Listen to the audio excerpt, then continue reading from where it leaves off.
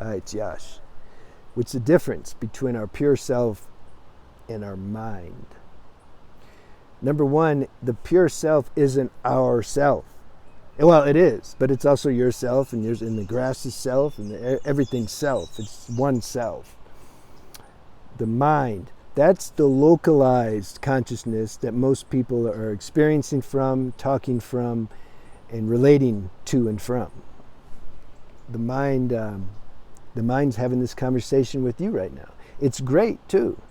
If we didn't have a mind, there wouldn't be any experience then. There wouldn't be a sense of me, so therefore there wouldn't be a sense of you, so therefore we wouldn't be able to enjoy the experience of the pure self connecting with itself in another seemingly separate form. So this is the life that we signed up for, and it's a good deal. That's why we got to be careful with the non-duality preaching. There's nothing matters and all that. But of course it matters. Of course it matters. It's imbalanced if you don't acknowledge that and realize that. So, but it's like the consciousness, see, the pure self doesn't have a mind, and it doesn't talk, and it's so pure, like you can't even, what are you going to say about it? It doesn't have any quality, but it exists, so it gives birth to all qualities. And and that's the whole point. People ask, what's the purpose of human existence? That's the point. The pure self, somehow, through its creation, it gets to taste its own self, which it couldn't do if there was no differentiating forms.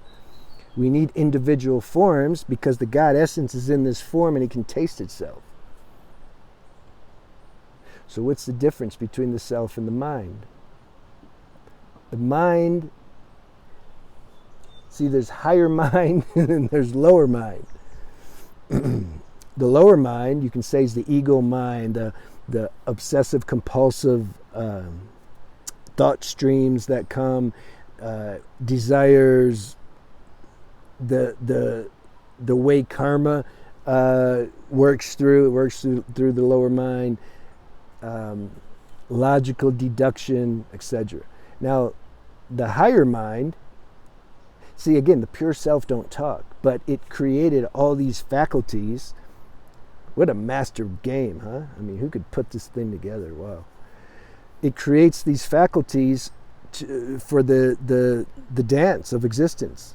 So you have the higher self, the higher mind, or the higher self, whatever. So that's a better question, I think. Instead of like, what's the difference between the mind and our true self? What's the difference between our lower mind and higher mind, or lower self and higher self? That's something that actually has something we can. Because how are you going to talk about the pure self? Yeah. So the higher self operates more from this faculty called intuition. It sees. It doesn't discern, doesn't have logical deduction. It just sees. Done, sees. It moves according to like vibration. It senses more energy, the quality of things, the frequency.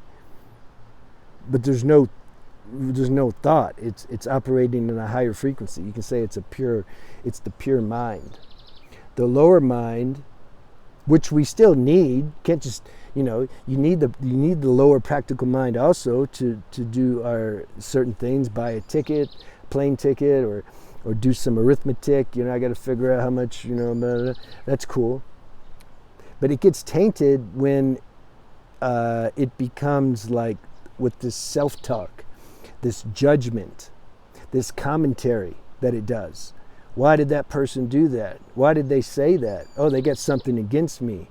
You see, now you're back into something very personal, and that's very limited, and you're deep into duality at that point, which means you're going to be unstable, which means you're going to experience fluctuations of negative, positive emotions, probably more negative, and you're not going to enjoy that experience. So then, God had already put this desire to not want to do that. It wants to transcend that. And so then we become more open to this higher self or knowledge, that's faculty that's also there. So see, the game, it has to be like that. It's like we got to suffer. I was going to make a video like we have to suffer in order to experience peace or something. Otherwise, we wouldn't know what it was. If there's only the higher self, you don't even know it's the higher self. You don't even appreciate it. This is why there's a saying, they say even the gods are jealous of the people, the beings, the entities that take human form. How can they be jealous? Well, what they're saying is, see, there's different evolutionary kingdoms. Not every entity that exists passes through this human kingdom.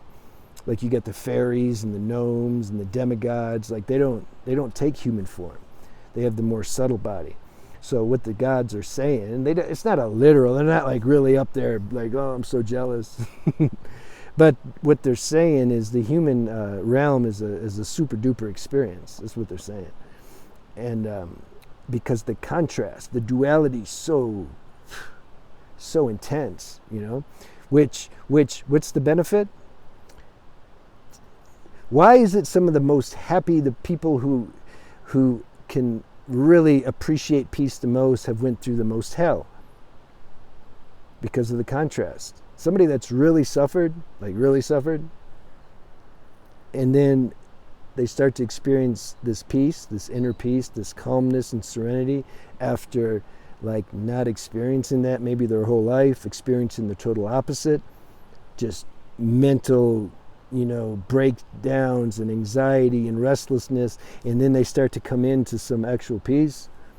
They're going to appreciate that more than somebody who, let's say they were born into a Brahmin family, been meditating since day one, family, everybody's just happy all the time and peaceful. They don't know the contrast. So each thing has its benefits. That's also beneficial. They don't have to suffer so much. But what I'm trying to say is those of you who had a hard life and who have suffered, there's an equal benefit for that. The further we can go down into hell, the higher we can go into heaven somehow. Works like that. That's why I appreciate duality. Duality is a great thing. No duality, there would be no experience.